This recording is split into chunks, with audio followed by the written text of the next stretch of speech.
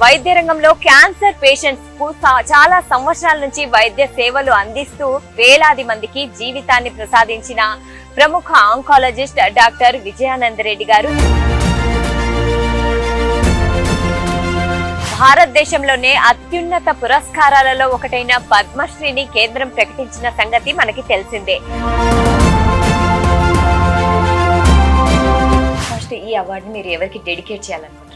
Absolutely చాలా మంచి ప్రశ్న వేశారమ్మా. First and foremost is my patients వాళ్ళ ఉన్న ధైర్యము, వాళ్ళకి నా మీద ఉన్న నమ్మకము, రెస్పాన్సిబిలిటీ తప్పకుండా పెరుగుతుంది. ఆ రెస్పాన్సిబిలిటీ కాకుండా అవార్డు ఇచ్చారు, దాని తర్వాత ఇంకా చేయాలి, ఇంకా సేవ చేయాలనే ఆలోచన మాత్రం చాలా ఉంది. ఒకరోజు ఒక జాబులు జవాబులు అనే ప్రోగ్రాంలో ఒక స్త్రీ 8 గంటలకి ఫోన్ చేసి మీ ప్రశ్న ఏంటి చెప్పమ్మా అంటే, యుఎస్లో యూకేలో నాకు జాబ్ కూడా ఆఫర్ చేశారు, అయినా కూడా మా నాన్నగారు తప్పనిసరిగా you have to come back to Hyderabad, మన దేశం వాళ్ళకే మనం సేవ చేయాలి. క్యాన్సర్ ఇండియాలో దీని పరిస్థితి ఏంటి? ఎక్కువ ఏ క్యాన్సర్ స్ప్రెడ్ అవుతుంది? Awareness is very very important in cancer అమ్మా. ఇప్పుడు నాకు ఈ పద్మశ్రీ అవార్డు రావడానికి కారణం కూడా one of the main reasons. Unfortunately we are the reasons, మనమే రీజన్స్ మనం క్యాన్సర్ రావడానికి. సో దట్ మీన్స్ ఏంటి, మన లైఫ్ స్టైల్ చేంజెస్ ప్రకారం. ఫర్ ఎగ్జాంపుల్, మనం ఎవరికైతే ఫైనాన్షియల్ ప్రాబ్లమ్స్ ఉన్నాయో వాళ్ళకి మేము సపోర్ట్ చేస్తూ, సబ్సిడైజ్ చేస్తూ, ఫ్రీ ట్రీట్మెంట్ ఇస్తూ వీళ్ళని క్యూర్ చేయడం జరుగుతుంది. మాకు చాలా సంతోషంగా. చిన్నారులకి అరౌండ్ 15 ఏళ్ళు 16 ఏళ్ళ పిల్లలకు కూడా ఓరల్ క్యాన్సర్స్ వస్తున్నాయి. ఇది వెరీ వెరీ అన్ఫార్చునేట్ సిచ్యువేషన్. ఈ పాన్ పరాగ్ అనేది ఇది అంటువ్యాధి కాదు. ఇది ఎప్పటికీ అంటువ్యాధి కాదు. ట్యూబర్క్లోసిస్ కానీ, సిఫిలిస్ కానీ ఇవి అంటువ్యాధులు. Cancer is not contagious at all. నమస్తే, welcome to Sakshi TV. This is Shahida. భారతదేశంలోనే అత్యున్నత పురస్కారాలలో ఒకటైన పద్మశ్రీని కేంద్రం ప్రకటించిన సంగతి మనకి తెలిసిందే. అలాగే వైద్య రంగంలో క్యాన్సర్ పేషెంట్స్ కు చాలా సంవత్సరాల నుంచి వైద్య సేవలు అందిస్తూ వేలాది మందికి జీవితాన్ని ప్రసాదించిన ప్రముఖ ఆంకాలజిస్ట్ డాక్టర్ విజయానంద రెడ్డి గారు ఈ రోజు మనతో మాట్లాడతారు. సో ఆయనతో మాట్లాడి ఆయన జర్నీ ఏంటి, ఆయన ఏం చెప్తున్నారు, అవన్నీ విషయాలు మనం కనుక్కుందాం. Let's come. నమస్తే సార్, ముందుగా భారతదేశంలోనే ప్రతిష్టాత్మకమైన అవార్డులలో ఒకటైన పద్మ అవార్డులు మీకు వచ్చింది. సో ఇంత మంచి అవార్డు వచ్చినందుకు నిజంగా మీకు చాలా కంగ్రాచులేషన్స్ సార్. ఫస్ట్ ఈ అవార్డుని మీరు ఎవరికి డెడికేట్ చేయాలనుకుంటున్నారు? అబ్సల్యూట్లీ చాలా మంచి ప్రశ్న వేశారమ్మా. First and foremost is my patients వాళ్ళ ఉన్న ధైర్యము, వాళ్ళకి నా మీద ఉన్న నమ్మకము, definitely patients. Then comes the teachers. మనకి ఎవరైతే ట్రైనింగ్ ఇచ్చారో, డిసిప్లిన్ నేర్పారో టీచర్స్కి, తర్వాత మా ఫ్యామిలీకి, వాళ్ళు నేను కష్టపడ్డది రోజు 16 అవర్స్ బయట ఉండి కష్టపడ్డప్పుడు ఇంట్లో సపోర్ట్ చేయడము, ఎస్పెషలీ మై వైఫ్కి, మా నాన్నగారికి, మా అమ్మగారికి అంకితం చేయాలని. అండ్ దెన్ ఫైనలీ అపోలో హాస్పిటల్స్కి మాకు ఇంత మంచి ఇన్ఫ్రాస్ట్రక్చరు, పీస్ఫుల్ అట్మాస్ఫియరు, నేను ఏది చేయాలనుకున్నో దానికి వాళ్ళు ప్రోత్సహించడము, encouragement. These are the things అమ్మా which I always say I dedicate this award to this people. Okay sir, ఈ అవార్డు మీకు రికగ్నేషన్ మాత్రమే అనుకుంటున్నారా, లేకుంటే రెస్పాన్సిబిలిటీ పెరిగింది అని భావిస్తున్నారా? సర్టన్లీ అమ్మా, ఇన్ని రోజులు డెడికేటెడ్గా ఒక పేషెంట్కి సంతోషపెట్టడానికి, పేషెంట్కి ఎట్లయినా బాగు చేయాలనే ధైర్యంతో ఇన్ని రోజులు 30 ఏళ్ళ నుంచి పనిచేస్తున్నాము. దానికి గుర్తించి ఈ అవార్డు రావడము డెఫినెట్లీ చాలా సంతోషంగా ఉంది. అవార్డుతో పాటు రెస్పాన్సిబిలిటీ తప్పకుండా పెరుగుతుంది. ఆ రెస్పాన్సిబిలిటీ కాకుండా అవార్డు ఇచ్చారు, దాని తర్వాత ఇంకా చేయాలి, ఇంకా సేవ చేయాలనే ఆలోచన మాత్రం చాలా ఉంది. And I'm very happy to do that. కంకణం కట్టుకున్నట్టు నేను అనుకున్నాను, ఇంకా చాలా చేయాలి, వివిధ రకాల సొసైటీ సర్వీస్ చేయాలని అనుకుంటున్నాను. సార్ మీరు సేవ చెయ్యాలి అనుకుంటే చాలా రంగాల్లోనే, వైద్య రంగంలోనే చాలా ఉన్నాయి, కానీ మీరు ఈ ఆంకాలజిస్ట్ గానే ఎందుకు, మీరు ఈ సేవ ఎందుకు చేయాలనుకుంటున్నారు? ఆంకాలజీలో చాలా ఛాలెంజెస్ ఉన్నాయమ్మా. నేను ఎండి జాయిన్ అయ్యేటప్పుడు కూడా నాతో పాటు 6 మంది పోస్ట్ గ్రాడ్యుయేట్ స్టూడెంట్ జాయిన్ అయ్యి 5 మంది వదిలేసుకున్నారు. అందరూ చనిపోతుంటారు, ఈ ఆంకాలజీలో డిప్రెషన్ ఉంటుంది, ఈ సబ్జెక్ట్ ఎందుకు అని వెళ్ళిపోయిన వాళ్ళు ఉన్నారు. సో నేను ఒక్కడిని ముందుగా ఛాలెంజ్గా తీసుకొని ఆంకాలజీ కంటిన్యూ చేశాను. అది భగవంతుడి దయ వల్ల అది నా అదృష్టమే అనుకోవాలి, ఇట్స్ ఎ బ్లెస్సింగ్ అనుకోవాలి. ఆంకాలజీలో ఉన్న ఛాలెంజ్ అంటే నా ఉద్దేశం క్లియర్లీ ఆంకాలజీలో ఉన్న ఛాలెంజెస్ వేరే స్పెషాలిటీస్లో లేవమ్మా. ఇట్స్ ఒక్క మనిషి జబ్బు కాదు, అది మనిషికి ఉన్న చుట్టూ అంటే ఫ్యామిలీ అంతా ఎఫెక్ట్ అవుతుంది. And it's a very very tough treatment for the patients as far as the entire family amma. So oncology is definitely a challenging and you need to spend a lot of time and patience. So adi naku undi. ఒక రోజు ఒక జాబులు జవాబులు అనే ప్రోగ్రాంలో ఒక స్త్రీ 8 గంటలకి ఫోన్ చేసి మీ ప్రశ్న ఏంటి చెప్పమ్మా అంటే, ప్రశ్న ఏం లేదు డాక్టర్ గారు, మిమ్మల్ని చూడాలని ఫోన్ చేశాను. నేను 8 గంటల వరకు రాత్రి మీ కొరకు 4 గంటలు బయట వెయిట్ చేసినా కూడా నవ్వుతో మీరు నన్ను ఇస్తారు, వెల్కమ్ చేస్తారు, అండ్ ఈ ఓపికతో నా ప్రశ్నలు నా అన్నిటికీ జవాబిస్తారు. So that kind of a patience ఆంకాలజీలో ఉండాలమ్మా. So it's a very tough job and I'm enjoying it. Exactly sir. ఇప్పుడు తెలంగాణలో పుట్టారు మీరు, అండ్ ఉస్మానియా మెడికల్ కాలేజీలో చదువుకున్నారు, ప్రపంచ ఖ్యాతి పొందారు. సో మీ జర్నీ గురించి కొంచెం చెప్పండి సార్. ఇట్స్ గుడ్ క్వశ్చన్ అమ్మా. సో మెడికల్ కాలేజ్లో అంటే మాది అగ్రికల్చర్స్ ఫ్యామిలీ. సో ఆ కాలంలో మెడికల్ కాలేజ్ సీట్ రావడం అది పెద్ద ఛాలెంజ్. మా ఫ్యామిలీలో 16 మంది కజిన్స్ ఫ్రెండ్స్ అందరు కలిసి 16 మంది ఎంట్రన్స్ టెస్ట్ రాస్తే నేను ఒక్కనే దాంట్లో సెలెక్ట్ అయ్యాను. సో మెడికల్ కాలేజ్లో చదువుతూ అన్ని యాక్టివిటీస్ చేసుకుంటూ, స్పోర్ట్స్ యాక్టివిటీస్ చేసుకుంటూ, లీడర్షిప్ చేసుకుంటూనే అన్ని కార్యక్రమాల్లో పాల్గొంటూనే సంతోషంగా చేశాను. సో మెడిసిన్ అయిపోయిన తర్వాత మా నాన్నగారు ఒకటే చెప్పారు, తొందరపడి ప్రాక్టీస్కి డబ్బులు కావాలని ఆలోచన చేయొద్దు, చదువు is important, experience is important, తర్వాత మంచి పేరు తెచ్చుకోవాలి, దాని తర్వాత మనీ ఆటోమేటిక్లీ వస్తుంది అని ఆయన చాలా దృఢంగా చెప్పారు. సో నేను ఎండి కాగానే ఎండి ఉస్మానియా మెడికల్ కాలేజ్లో, టాటా మెమోరియల్ హాస్పిటల్లో, Adyar cancer centre, these are the major cancer centres in the country. So ఈ 3 హాస్పిటల్లో ట్రైనింగ్ తీసుకొని ఎండి తీసుకున్నాను. ఎండి తర్వాత ఈ ఎక్స్ట్రా ట్రైనింగ్ బయట ప్రపంచంలో ఏం జరుగుతుందో తెలుసుకోవడానికి నేను ప్రతి కంట్రీకి ఫెలోషిప్, అంటే మెయిన్ సబ్జెక్టు అంటే పైసలు వేరే కంట్రీస్కి వెళ్ళాలంటే చాలా డబ్బులు అవసరము, అది మా స్తోమత లేకుండింది. సో ఫెలోషిప్స్లో ప్రాజెక్ట్స్ అప్లై చేసి ఫెలోషిప్స్ తెచ్చుకున్నాను. దాని ద్వారా యుఎస్కి వెళ్ళాను, యూకేకి వెళ్ళాను, ఆస్ట్రేలియాకి వెళ్ళాను, జపాన్కి వెళ్ళాను, జర్మనీకి వెళ్ళాను. సో పలు దేశాల్లో వెళ్ళాను. యుఎస్లో యూకేలో నాకు జాబ్ కూడా ఆఫర్ చేశారు. అయినా కూడా మా నాన్నగారు తప్పనిసరిగా you have to come back to Hyderabad, మన దేశం వాళ్ళకే మనం సేవ చేయాలి, ఇతర దేశాల్లో అవసరం లేదు అని చెప్తే నేను I have to come back and I'm very happy to come back. Because మన వాళ్ళలో ఉన్న ఆ ప్రేమ ఆప్యాయత ప్రతి పేషెంట్, మీరు నా రూమ్లో నేను రోజుకు 60-70 మందిని చూస్తుంటాను. దాంట్లో ప్రతి ఆడవాళ్ళు కానీ మగవాళ్ళు కానీ కళ్ళల్లో నీళ్లు పెట్టుకొని ఏదో నేను వాళ్ళకి సెకండ్ లైఫ్ ఇచ్చినట్టు ఎంతో ప్రేమతో కాళ్ళు మొక్కడానికి చేతులు పట్టుకొని దండం పెట్టి, సో పలు రకాలుగా వాళ్ళ ప్రేమని ఎక్స్ప్రెస్ చేస్తుంటారు. So that kind of a love and affection that you will not find anywhere in the world.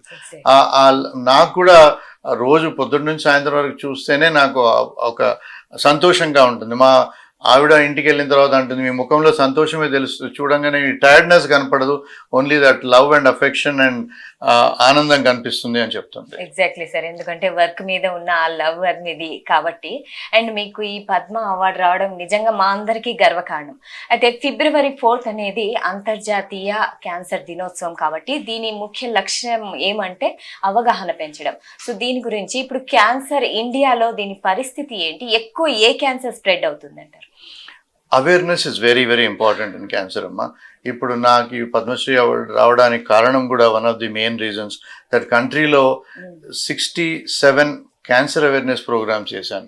మామూలు చిన్నవి కాకుండా మ్యాసివ్ లెవెల్లో క్యాన్సర్ అవేర్నెస్ ప్రోగ్రామ్ చేశాను.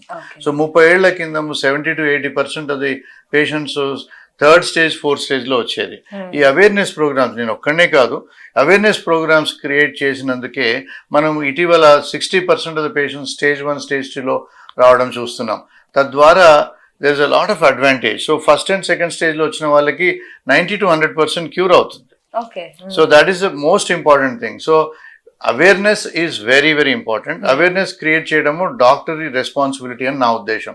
ట్రీట్మెంట్ ఒకటే కాదు, ప్రతి పేషెంట్ వచ్చినప్పుడు వాళ్ళ రిలేటివ్స్, సొసైటీలో ఉన్న వాళ్ళకి అవేర్నెస్ అంటే ఏంటి, క్యాన్సర్ అంటే ఏంటి, ప్రివెన్షన్ చేయొచ్చా, ఇలాంటివి చాలా చాలా important. So prevention, screening and then only you treat.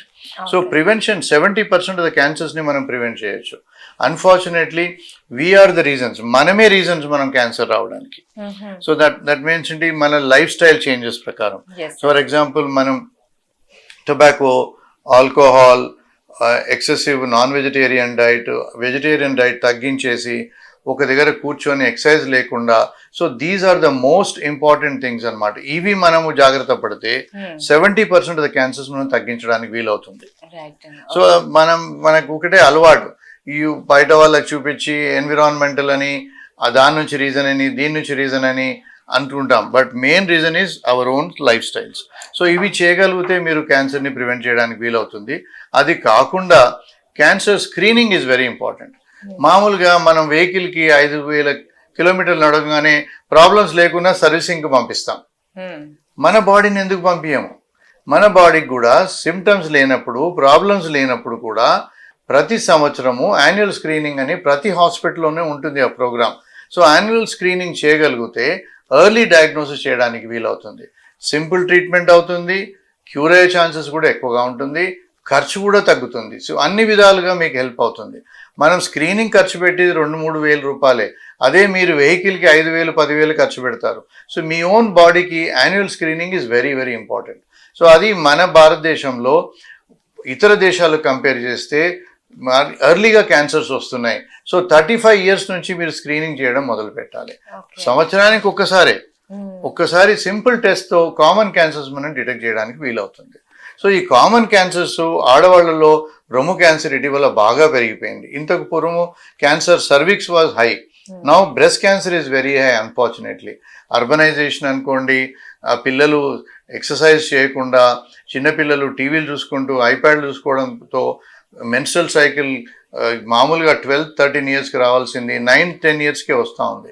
So ఈ యంగ్ ఏజ్లో కూడా వీళ్ళు మెన్స్ట్రల్ సైకిల్ రావడం మూలాన బ్రెస్ట్ క్యాన్సర్ ఎర్లీ ఏజ్లో వచ్చే అవకాశంగా ఉంటుంది. అలాగే పెళ్లి చేసుకోమంటే పోస్ట్పోన్ చేయడం చూస్తున్నాం మనం. 23-24 ఇయర్స్ పెళ్లి చేసుకునే కరెక్ట్ టైమ్ ఆఫ్ మ్యారేజ్, వాళ్ళు 28, 30, 32 తర్వాతనే పెళ్లి చేసుకుంటున్నారు. ఒకవేళ పెళ్లి చేసుకున్నా కూడా లేట్గా పిల్లలు కనడం చూస్తున్నాం. ఇవన్నీ కారణాల వల్ల బ్రెస్ట్ క్యాన్సర్ పెరుగుతుంది. బ్రెస్ట్ ఫీడింగ్ ఇవ్వట్లేదు. So early menarche, late marriages, late children and no breast feeding, తద్వారా ఈ ప్రాబ్లమ్స్, బ్రెస్ట్ క్యాన్సర్ ప్రాబ్లమ్స్ పెరుగుతున్నాయి. సో చాలా అపోహలు అయితే ఉన్నాయి మన దేశంలో. అందులో ఒకటి బయాప్సీ చేయించుకుంటే క్యాన్సర్ స్ప్రెడ్ అవుతుంది అనేది ఉంది. దీని గురించి మీరు చెప్పండి. సో అన్నిటికంటే మోస్ట్ ఇంపార్టెంట్ జడ్జిమెంట్ ఏది? Supreme court judgment. So biopsy is the supreme court judgment. Biopsy లేకుండా వైద్యం చేయడం తప్పు. వెరీ వెరీ ఫ్యూ ఇన్స్టెన్సెస్లో డీప్ సీటెడ్ బ్రెయిన్ ట్యూమర్స్లో, కిడ్నీ క్యాన్సర్స్లో బయాప్సీ లేకుండానే వైద్యం చేస్తాం. మిగతా క్యాన్సర్స్లో అన్నిట్లో కూడా బయాప్సీ చాలా చాలా ఇంపార్టెంట్. దాంట్లో ఒకటేమో నిర్ధారణ అవుతుంది అది క్యాన్సరా కాదా అని. కొన్నిసార్లు ట్యూబర్క్లోసిస్ కూడా క్యాన్సర్లా కనపడవచ్చు. సో అనవసరంగా ట్రీట్మెంట్ ఇవ్వడం జరుగుతుంది బయాప్సీ లేకుండా. So biopsy is compulsory. Biopsy చేసిన తర్వాత క్యాన్సర్ ఒకటే కాదు, ఇటీవల ట్రీట్మెంట్ అంతా మాలిక్యులర్ స్టేజ్లో హై ప్రిసిషన్ ట్రీట్మెంట్ జరుగుతుంది.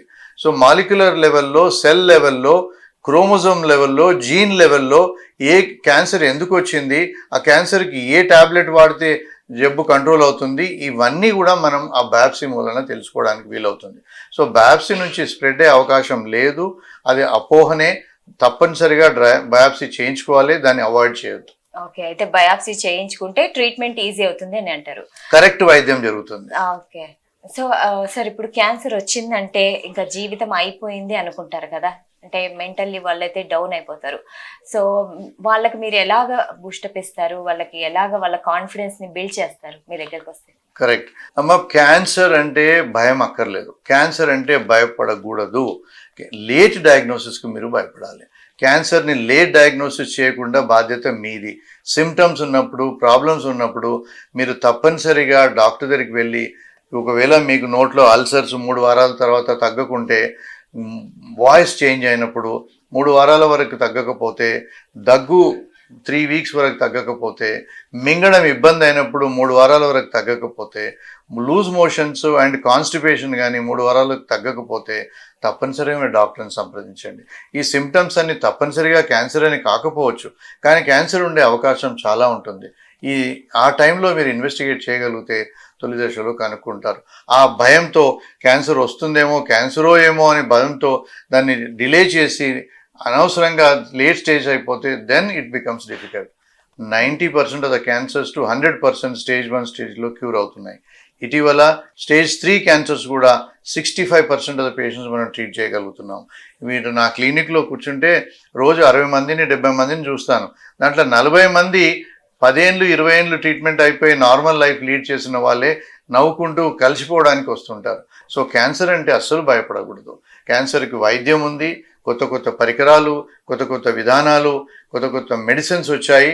తప్పనిగా క్యూరే అవకాశం ఉంటుంది. ఈవెన్ ఇన్ స్టేజ్ 3 స్టేజ్ 4లో కూడా క్వాలిటీ ఆఫ్ లైఫ్ మెయింటైన్ చేస్తూ లైఫ్ ఎక్స్టెండ్ చేయడానికి కూడా ఇటీవల వీలవుతుంది. ఓకే సార్, మీ పేషెంట్స్లో అంటే రికవర్ అయిన తర్వాత ఫుల్లీ మళ్ళీ నార్మల్ లైఫ్కి వెళ్ళిన వాళ్ళు ఎవరన్నా ఉన్నారా? చాలా మంది, వేలాది మంది నా పేషెంట్లు ఉన్నారమ్మా. దాన్ని ఉద్దేశించి నేను ఇటీవల ఒక బుక్ రాశాను. దాన్ని ఐఎమ్ ఏ సర్వైవర్ అంటాము. నేను క్యాన్సర్ని జయించాను తెలుగులో అనువాదం చేశాము, హిందీలో కూడా అనువాదం చేశాము. ఇవన్నీ 108 cancer patients out of thousands of క్యాన్సర్లో ఈ పేషెంట్స్ ఎవరైతే 10 ఏళ్ళు 15 ఏళ్ళు తర్వాత నన్ను కలవడానికి వచ్చిన వాళ్ళతో వాళ్ళు క్యాన్సర్ డయాగ్నోజ్ అయినప్పుడు ఎలా వాళ్ళు ఫీల్ అయ్యారు, దాని ద్వారా ట్రీట్మెంట్ ఎలా జరిగింది, కీమోథెరపీ సైడ్ ఎఫెక్ట్స్ ప్రాబ్లమ్స్ ఎలా ఉన్నాయి, సర్జరీ ఎలా అయింది, ఇవన్నీ వాళ్ళ నోటితో రాసిన స్టోరీస్ని కంపైల్ చేసి దాని కింద నేను అడ్వైస్ చేస్తూ రాసిన బుక్ అవైలబుల్ ఉంది. అది చాలా ఉపయోగంగా ఉంటుంది. కొత్తగా డయాగ్నోజ్ చేసిన వాళ్ళకి ఇది చాలా చాలా ఉపయోగపడుతుంది. ఎందుకంటే డాక్టర్లు ఎట్లాగూ బాగా అవుతావు, ఏమీ కాదు, ట్రీట్మెంట్ ద్వారా సైడ్ ఎఫెక్ట్స్ చాలా తక్కువ ఉంటాయి అని చెప్తుంటారు. కానీ అదే ఒక పేషెంట్ చెప్తే ఇంకో పేషెంట్ తప్పకుండా నమ్ముతారు. తల నుంచి తోక వరకు, బ్రెయిన్ క్యాన్సర్ నుంచి కాళ్ళ క్యాన్సర్ వరకు అందరు క్యాన్సర్ పేషెంట్స్ ఆ బుక్లో ఉన్నారు, ఆ పుస్తకంలో ఉన్నారు. మీరు అది అవైలబుల్ ఉంది.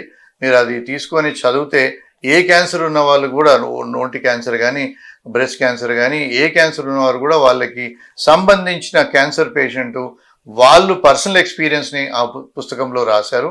చాలా బాగుంటుంది. తప్పనిసరిగా ఆ పుస్తకాన్ని చదవండి. Right sir. ఇప్పుడు యువతలో అంటే యూత్లో మనకి ఏం క్యాన్సర్ రాదులే అనుకుంటారు కదా, ఇప్పుడు పరిస్థితి ఎలా ఉంది? ఒకవేళ ఉంటే దీనికి రీజన్ ఏంటి? అంటే లైఫ్ స్టైల్ అంటారా, లేకుంటే స్ట్రెస్ లెవెల్స్ ఎక్కువ అవడం అంటారా? క్యాన్సరు ఎవ్వరూ స్పేర్ చేయదమ్మా. చిన్నారులు పుట్టినప్పటి నుంచి 90-100 సంవత్సరాల వరకు ఎవరికైనా ఎప్పుడైనా క్యాన్సర్ రావచ్చు. సోషియో ఎకనామిక్ స్టేటస్ కానీ, అంటే బీద వాళ్ళకి కానీ, పైసలు బాగా ఉన్న వాళ్ళకి కానీ ఎవరినీ స్పేర్ చేయదు. ప్రతి 10 మందిలో ఒకరికి క్యాన్సర్ తప్పనిసరిగా వస్తుంది. మేము మిమ్మల్ని భయపడలేదు. ఇప్పుడు ఉన్న పరిస్థితుల్లో ప్రపంచవ్యాప్తంగా క్యాన్సర్ ఇన్సిడెన్స్ చాలా చాలా పెరిగిపోయింది. Just be conscious about it. భయపడాల్సిన అవసరం లేదు. వస్తే రానియండి, దానికి వైద్యం ఉంది, క్యూర్ అయిపోతున్న ధైర్యంతో సిమ్టమ్స్ ఏమాత్రం అనుమానం ఉన్నా తొందరగా మీరు డాక్టర్ని సంప్రదించి దాని వైద్యం చేయించుకోండి.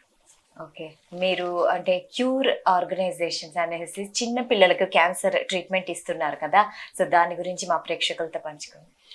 క్యూర్ ఫౌండేషన్ అనేది చిన్నారులకి 90-100% పేషెంట్స్కి క్యూర్ అవుతుంది. పెద్దవాళ్ళకి 60%, చిన్నవాళ్ళకి 90% క్యూర్ అయ్యే అవకాశం ఉంటుంది. సో చిన్నవారికి ఫైనాన్షియల్ ప్రాబ్లమ్స్ ఉండి వైద్యం చేయించుకోకపోవడం పరిస్థితి ఎప్పుడూ కలగనీయకూడదు. దాన్ని ఉద్దేశించి మేము ఈ క్యూర్ ఫౌండేషన్ స్టార్ట్ చేశాము. Way back in 2003. 23 years అయింది. తద్వారా మేము వందలాది చిన్నారులకి క్యాన్సర్ ట్రీట్మెంటు చేయడం జరుగుతుంది, సహాయం చేయడం జరుగుతుంది. ఎవరికైతే ఫైనాన్షియల్ ప్రాబ్లమ్స్ ఉన్నాయో వాళ్ళకి మేము సపోర్ట్ చేస్తూ, సబ్సిడైజ్ చేస్తూ, ఫ్రీ ట్రీట్మెంట్ ఇస్తూ వీళ్ళని క్యూర్ చేయడం జరుగుతుంది. మాకు చాలా సంతోషంగా ఉంది. Exactly sir. సో అయితే సార్, గంటకి 5 మంది ఓరల్ క్యాన్సర్తో మరణిస్తున్నారు అని ఒక సర్వే చెప్పింది. దీనిపై మీరేమంటారు? మన దేశంలో ఉన్నంత ఈ చెడు అలవాట్లు, నోట్లో పొగాకు తినడం అనేది ఏ దేశంలో ప్రపంచంలో ఎక్కడా లేదమ్మా. అది నేను చాలాసార్లు యాంటీ టొబాకో క్యాంపెయిన్ చేశాను. చిన్నారులకి అరౌండ్ 15 ఏళ్ళు 16 ఏళ్ళ పిల్లలకు కూడా ఓరల్ క్యాన్సర్స్ వస్తున్నాయి. ఇది వెరీ వెరీ అన్ఫార్చునేట్ సిచ్యువేషన్. ఈ పాన్ పరాగ్ అనేది, సుపారీ అనేది, ఒక్కపొడి అనేది, పాన్ అనేది, జర్దా లేని పాన్ అని ఏదో చెప్తుంటారు. అన్నీ క్యాన్సర్ సంబంధించిన పదార్థాలే. ఇవి అవాయిడ్ చేసేంత వరకు, కంప్లీట్గా బ్యాన్ చేసేంత వరకు మన దేశంలో ఈ ఓరల్ క్యాన్సర్ ఇన్సిడెన్స్ అనవసరంగా పెరుగుతుంది. అది పెరగడమే కాకుండా వాళ్ళు నోరు తెరవలేక జీవితాంతం, మేము క్యూర్ చేసినా కూడా జీవితాంతం తిండి లేకుండా పుట్టి నీళ్లతో స్ట్రా పెట్టుకొని తాగుకుంటూ ఉంటారు. ఇది చాలా దుర్భరమైన పరిస్థితి. దయచేసి దాని దగ్గరికే పోవద్దు. ఒకవేళ ఎవరైనా స్టార్ట్ చేసినా కూడా దాన్ని వెంబడే ఆపేయడం అని నా మనవి. ఎగ్జాక్ట్లీ సార్, మీరు చెప్పింది. ఇప్పుడు ఎవరికన్నా కుటుంబంలో ఎవరికన్నా క్యాన్సర్ వచ్చింది అని తెలిసిన తర్వాత, అంటే చాలా మందికి తెలియక వాళ్ళని సైడ్ పెట్టేస్తారు, వాళ్ళకి సపరేట్ గా పెట్టేస్తారు. సో ఆ ఫ్యామిలీ మెంబర్స్ ఎలా ఉండాలంటారు? నేను మా పేషెంట్స్కి అదే చెప్తుంటానమ్మా. ఇది అంటువ్యాధి కాదు కాదు కాదు ఇది ఎప్పటికీ అంటువ్యాధి కాదు. ట్యూబర్క్లోసిస్ కానీ, సిఫిలిస్ కానీ ఇవి అంటువ్యాధులు. Cancer is not contagious at all. మేము మా చేతులతో రోజు చేసే పనే అది. సో ఫ్యామిలీలో ఒక పేషెంట్కి ఇంకో దగ్గర నుంచి ప్రాబ్లమ్స్ వస్తాయి కానీ పేషెంట్ నుంచి ఇతరులకు ప్రాబ్లమ్స్ రావు.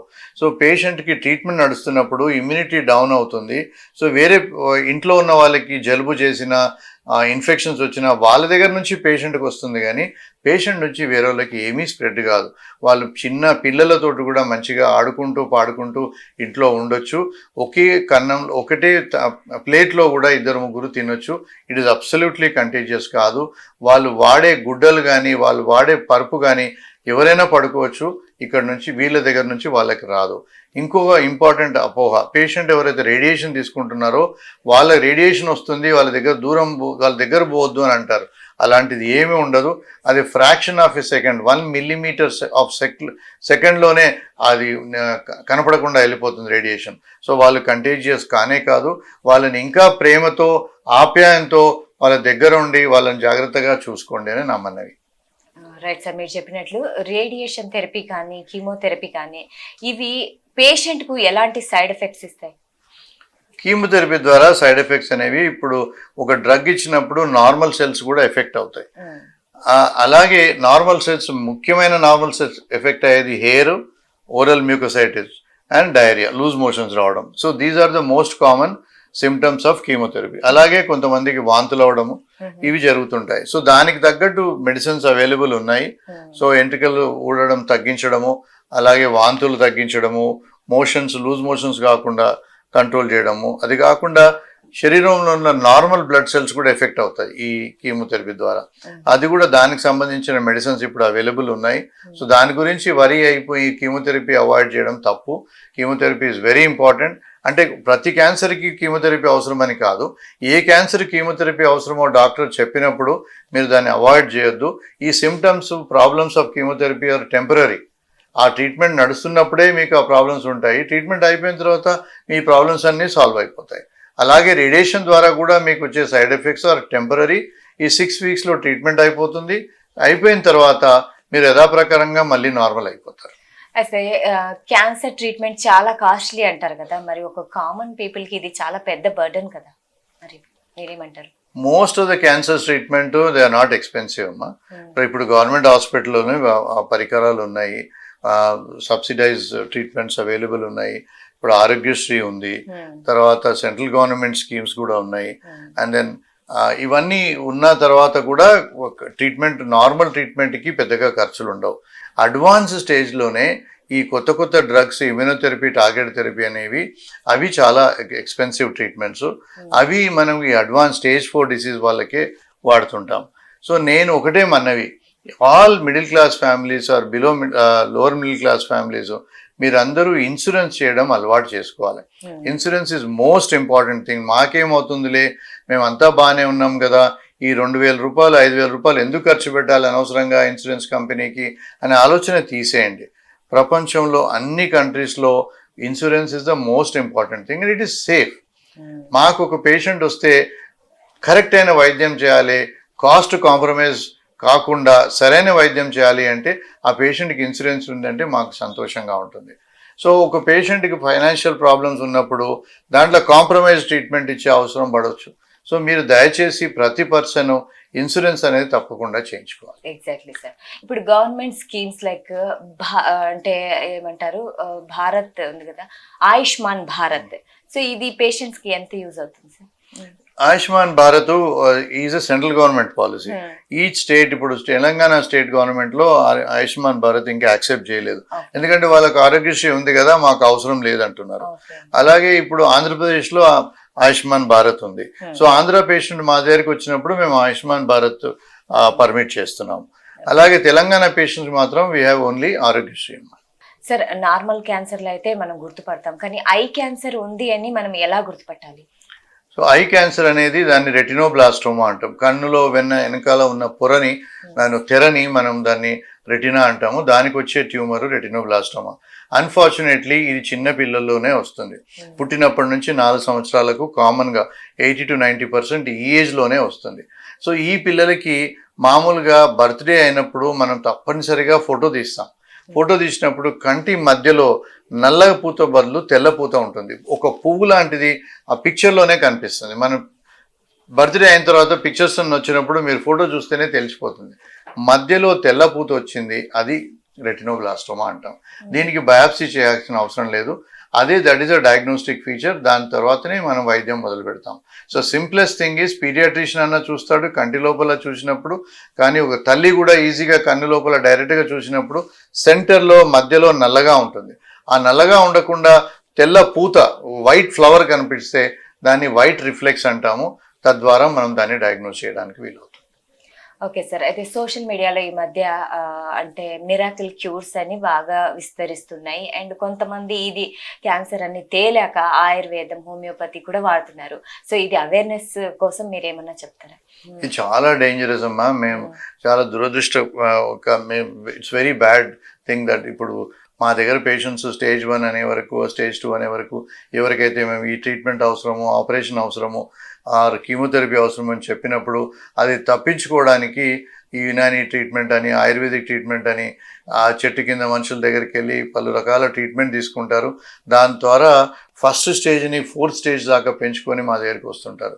సో క్యూరబుల్ స్టేజ్లో ఉన్న వాళ్ళు ఈ అనవసరమైన ఆల్టర్నేటివ్ ట్రీట్మెంట్స్ తీసుకోవడం చాలా చాలా తప్పు. ఈ క్యాన్సర్ ట్రీట్మెంట్ అనేది రీసెర్చ్ తర్వాత నిర్ధారణ అయిన తర్వాతనే ట్రీట్మెంట్ చేయబడుతుంది. సో దీన్ని తప్పించి మీరు ఆల్టర్నేట్ ట్రీట్మెంట్స్ క్యాన్సర్లో వాడడం చాలా తప్పు. Supportive system is fine. అంటే ఇప్పుడు ట్రీట్మెంట్ నడుస్తున్నప్పుడు ఒక పండు తింటే మీకు ఆరోగ్యం రికవరీ ఫాస్ట్గా అవుతుంది అంటే దట్ ఈస్ యాక్సెప్టబుల్. కానీ మెయిన్ ట్రీట్మెంట్ వదిలిపెట్టి ఈ ఆయుర్వేదిక్ అని ఎవరు పడితే వాళ్ళు ఆయుర్వేదిక్ ట్రీట్మెంట్ అంటారు, రసాలు అంటారు, బీహార్ మందు అంటారు, షిమ్లా మందు అంటారు. అన్ని తప్పుడు మందులే. It is very dangerous. ఆ పని మాత్రం ఎప్పుడూ చేయకూడదు. దయచేసి కరెక్ట్ అయిన సైంటిఫిక్ ట్రీట్మెంట్ తీసుకోండి. సైంటిఫిక్ ట్రీట్మెంట్ అన్నప్పుడు ఒక డాక్టర్ ఒకటి అడ్వైస్ చేస్తే మీకు సెకండ్ ఒపీనియన్ కొరకు ఇంకో డాక్టర్, ఇంకో క్యాన్సర్ స్పెషలిస్ట్ దగ్గరికి వెళ్ళి సెకండ్ ఒపీనియన్ తీసుకోవడం మంచిదే. కానీ అది వదిలేసి ఆయుర్వేదిక్ డాక్టర్ కానీ ఎవరో తెలియని అనామకుల దగ్గరికి వెళ్ళి, నాన్ క్వాలిఫైడ్ డాక్టర్ దగ్గరికి వెళ్ళి క్యాన్సర్ ట్రీట్మెంట్ తీసుకోవడం చాలా తప్పు. సార్, ఇప్పుడు పాండమిక్ తర్వాత కోవిడ్ విస్తరించిన తర్వాత ఇమ్మీడియట్లీ కోవిడ్ వ్యాక్సిన్ అయితే వచ్చింది.